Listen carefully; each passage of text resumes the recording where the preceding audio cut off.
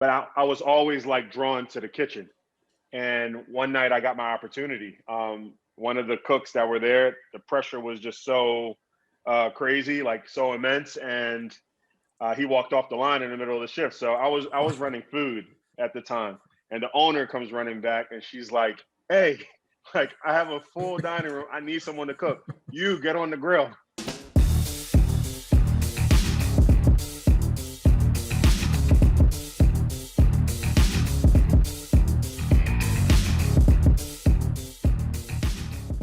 Hi, I'm Terrell Turner, the host of the Business Talk Library. And today I have another great guest on. And, it's not often that you find, people really innovating or people going into the space of CPG, because you hear a lot of people talking about, hey, how do I create a digital business or digital products? But there is still a very, very high demand for CPG products. So what I really wanted to do is bring on a guest that I saw his profile on LinkedIn, and I said, you know what? I definitely want to have this guest on, and I want to welcome Nahum. Welcome to the show. I'm excited to talk about your business, Go Oats. Thanks, Terrell, for having me. It's definitely an honor. When your request came through, I was like, "Yeah, heck yeah, I'll do it, sure." So yeah, thanks for having me. Awesome, awesome. Yeah, because one of the ways that I saw your profile, I guess, yeah, was I saw you had posted about you being on Shark Tank and that experience, and I was like, I definitely wanted to learn more because I will say I've watched the show Shark Tank before, and I usually don't see too many products like yours on the show as much. Yeah, So it's Oh, go ahead. Sorry. no, I was gonna say, if you can tell us a little bit about that. Sure. Well, from the beginning, or being on the show. I guess more of just that just that that your experience with your type of product being on the show. Yeah. So the I think one of the cool things is, well, for Shark Tank and stuff, like they're always, their producers are amazing. Their casting producers, they're always like going out and finding out like new trendy items, things they think the sharks would want to invest in, and for us, we just happen to fall into that category. Go Oats is a product I created back in 2015, just as a request from my job being a chef. They wanted me to write a breakfast menu, and so oatmeal. Obviously, everybody is used to eating oatmeal. You probably had some for breakfast this morning, but I wanted to make it bite size in a way that so that it's portable. You can carry it on the go. At the time, we wanted something that our guests could walk around the hotel with without making a mess. And so, when Shark Tank reached out, they I think they might have saw some of our advertising or something online, and yeah, I think that's what drew them to it because it's one of a kind. There's no other product like it on the market. Like I was saying earlier, traditional oatmeal is consumed with a spoon and a bowl. Our product, is bite size. It's frozen. All the ingredients you might put in your oatmeal at home, we do all the work for you. So still cut oats, which is a lot better than the instant or the rolled oats. We automatically cook it with milk, so you get your flavor, you get your dairy intake there. We add fresh fruit. We use real maple syrup. It's a really nifty, creative product, and so I'm just happy I was the one to come up with it. Awesome, awesome. Now, one of the things that I know is that people love a great, they love hearing the backstory. So, can we take a step back and just, how did you even come to, being a chef? Like, what was the inspiration? How did that journey unfold?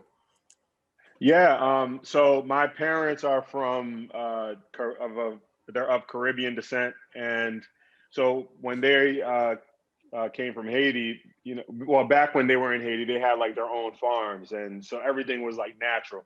You know, it was organic was the norm, and so they when they came here, so growing up, me and my siblings, like quality food was just always of importance. Nothing wrong with takeout, but we didn't do that very often. It was always like a home cooked meal, like every day of the week. And so at a very early age, like I was accustomed to uh, great food. And so, I knew I wanted to do either business or culinary, or law. Those were like the things I wanted to go into. And I think I was around 15 or 16. I got my first job as a busboy in a restaurant. And but I was always like drawn to the kitchen. And one night I got my opportunity. One of the cooks that were there, the pressure was just so crazy, like so immense, and he walked off the line in the middle of the shift. So I was running food at the time, and the owner comes running back, and she's like, "Hey, like I have a full dining room. I need someone to cook. You get on the grill." And I got back on the grill. I didn't know what I was doing, but the guys kind of coached me, and ever since then, that was like 14 years ago. No, probably 16 years ago. Ever since then, I've been cooking. And then from there, like I went to culinary school, got to work at some amazing places like the Four Seasons, Union League Club of America, W Hotels, Hyatt. And yeah, and so food has just always been in my blood. Wow. I mean, that has to be the very interesting experience, like I said, of one is just seeing somebody walk off in the middle of a rush. And then to be the person that gets pointed out to be like, all right, you fill their spot. Right. Yeah. It was. I remember like it was yesterday. Like, so one of the cool things is like being a food runner. You know everything. Like you're watching. You see everything. Like you're basically the quarterback from the opposite side. And so I think I was. It was just right place, the right time, and yeah. It and luckily for me, I enjoyed cooking, and so I got my first opportunity. Gotcha. Now, one of the things I'm interested in is, with Go Oats, I mean, it started off from, like I said, you being asked to solve a problem, as a chef being asked to solve a problem. What was it that gave you kind of, that unction, or the settled thought of like, you know what, this can be more than just, hey, me solving a problem just for, this hotel or just for this restaurant, but hey, this is actually bigger. What started to give you the indication about that? So yeah, so I think that's an excellent question.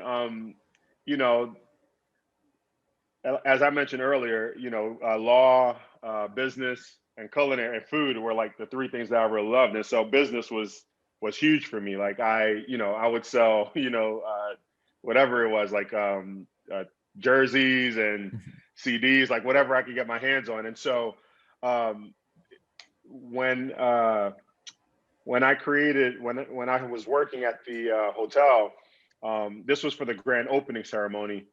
Uh, when they asked me to write the menu, number one, I automatically went back to my childhood, the way my mom made oatmeal for us, where she used milk instead of water, etc. But the cool thing is that you chefs, like that's our job. Like our job is to create amazing food. That's why I went into the field, to make people happy, to feed folk. And so after I created this, it was in February, we launched it. Everyone went bananas over it.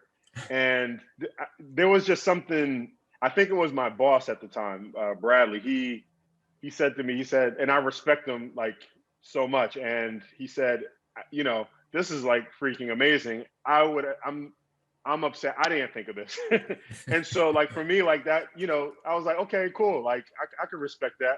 And a few months, because it was a brand new property, so I wanted to figure out the job first. But then like 6 months later, like I just couldn't shake it. I couldn't shake the idea. And then what capped things off was my boss was like, hey, we're having another event. You should make those oatmeal things you made 6 months ago. And I think that's when I was like, you know what? I'm going to, like, there's something like this would be great for kids. This would be great for moms. Um, like busy folk on the go. Like that's when like all the pieces started to come together. And I was like, I'm going to launch this full time. And then I just jumped in. Nice. So I'm curious as to what that journey was like so far. I mean, with, like I said, going from, having a product that you see, you got your product market fit. I mean, you tested the product, I'm sure you've made tweaks along the way, but what has it been like kind of building an actual business around, this amazing home run product? Yeah, I mean, well, for one, the chef field, for being from a coming from being a chef to running a manufacturing plant and starting a CPG brand, two complete different um, you know, ends of the spectrum. Like yeah, there's some skills that are transferable, but like from the kitchen perspective and the recipes, like I hate using recipes. So that was like the biggest, change for me because like usually it's a little bit of this, a little bit of that. You just cook. It's from the heart. And so I had to force myself to write down a recipe and replicate it and do it 100 times. But from the business perspective, yeah, I figured it. You do research, you Google, you talk to other people in the industry. Like I reached out to a lot of folk that already had brands that were in the $10 million in sales, $5 million in sales, and like I just harassed them and stalked them and hey, like, I'm starting out, can you give me any tips? Can you give me any, and, for a lot of them, it took a while for them to get back to me, like in some cases months. So in the meantime, you just start, like I got packaging done. I looked at all the rules and regulations. Obviously I couldn't make the product from home. I had to get into a commercial kitchen. So got all that stuff taken care of, figured out the packaging and the nutritional label. And yeah, really little by little, you just from trial and error, like our first packaging, just it was like so bare bones. We actually ran it on social media the other day, like how it started and how it's going. But we didn't know. I didn't know a whole lot then, and I'm just learning as we go. And yeah, just kind of like figured it out. I had friends come around me and support, financially, and just like pour into the dream, pour into the vision. And eventually as you continue going along, like you get smarter, you ask more questions, you slow down a little bit. Mhm. So Gotcha. Awesome. So now when you talk about, the running the manufacturing side, like I said, the getting the recipe solid, now you're starting to create the product on a larger scale. So where can people go to find the product? so yeah, so the product's available online, for sure. You can order a 4-pack or 8-pack through our website. It ships frozen. But if you are in the DMV area, or there's 7 states, just go to our website and there's a store locator. But there's about like 7 to 9 states right now. Whole Foods carries our product. Um, Gelson's is about to start carrying our line. They're out of California. We're adding Fresh Market and several other, Sprouts is coming. There's several other brands, retailers that are about to pick it up. So, but yeah, online or look at our store locator and you can find a store near you. Awesome. What has that part of the journey been like like I said, getting your product in the store? There's this saying in the industry that it's one thing it's easy to get it on the shelf, but it's harder to keep it on the shelf. And so we're in this stage now. I don't want to say that it's been easy because you get your nose every now and again, which is not always a bad thing. Um, it's every retailer has different standards and different attributes that they're looking for, trends that they're looking for, and so it just depends. I mean, for us, we were fortunate to be able to find favor with Whole Foods from the jump.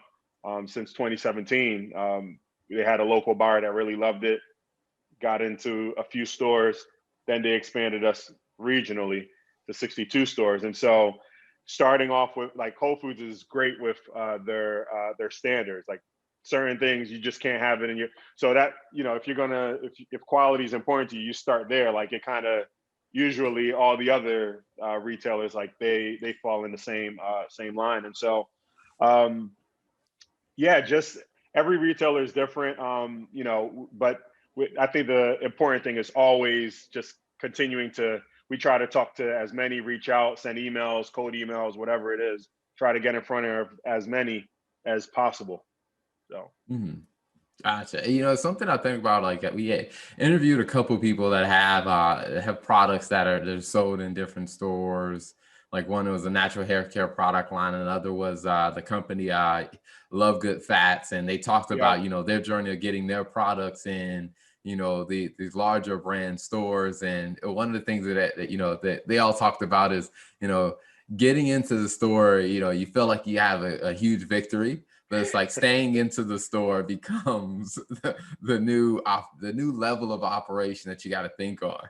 Oh yeah, it's like you celebrate. You know, my wife will tell me like, "Hey, you need to like celebrate the moment. Like you just got this big deal." And I'm like, it's like I'll be like this for like, you know, 30 seconds, and then like my face will get somber again because now I'm trying to figure out, okay, I just said yes to 500 stores. How the heck am I going to produce it? And it needs to be done in 30 days and all the logistics and, you know, okay, I need to have money to market it, et cetera, et cetera. So yeah, it's I can sympathize with them for sure. Awesome, awesome. So now, what's the website that people can go to? It's www.gooats.life. So not .com, but gooats.life, life. All right, awesome, awesome. Well, before we wrap up, you know, one of the things I'm curious about is, you know, as you think about where you've been and where you are now and the different things that are going on, what's two lessons that you would share with other business owners? Yeah, business owners or like even those that might be starting out, um, just entrepreneurship in general. So the first thing is, I think, I get well, if you're just starting out, you know, I think just my thing is that I've been preaching a lot lately is, hey, you just need to just do it. Um, don't worry about like not having the money. Don't worry about like not having the resources or the people, because I believe, you know, if you build it, people will come and the resources that you need will come. And so, um, you know, like when I started Go Oats, I didn't, you know, I wasn't necessarily thinking about how much money I needed. Like I knew it was going to be a ton, but fortunately, you know, different people have come around, like whether it was a friend or a business partner that, you know, I met along the way, and it just happened. But like if I would have stopped from the very beginning, from the onset, and said, you know, I only have $5,000 in my account, like, you know, that's not going to cut it, you know, then somebody else would have rolled out with the idea. And so I just and even now, like I'm not going to stop innovating. Like we have new lines that we're going to roll out soon.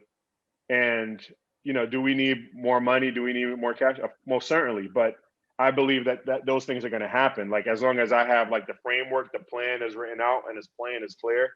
I believe everything that I need is going to fall into place. So I think that's both. It's if you're starting out, if you're already in it, you know, just keep driving the boat because nobody's going to drive your vision forward better than you are. And then the other thing too is, and this one's, I'm still teaching myself this, but it's just trusting the process and being patient. You know, I for one want things to happen like immediately. I email a buyer, I want a response back within, you know, within the day. And at the end of the day, it's like, listen, they got so many a gazillion other things that they have going on, and so you know when they get back to you, I'll be just fine. But that's on a lighter side. But yeah, just being patient and trusting the process, believing in what you're building. Um, you know, not having a knee jerk reaction to like the nose. So just being patient with it. I think there's a lot of good good things and blessing that comes from a no.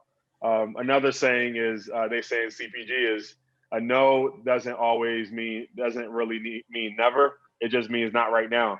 And so you know, it's just like, hey, okay, they said no for this, that, and the third reason. Just go back to the drawing board. Maybe what they're saying is valid, and maybe you caught them on the wrong day. But you take it, you assess it. You know, never be arrogant about it, and just keep moving forward. Always keep driving the ship in forward motion, and so and take things, you know, take things as they just roll with it. Take things as they come. Will be my two go tos. Awesome. Well, thank you so much for coming on the show. I love hearing your story and sharing about your journey and also the product so people can learn more about the product and they can, you know, order it online or go if they're fortunate to find it in the store near them, they can definitely pick up the product. So thank you so much for coming on. Of course. Thank you for having me.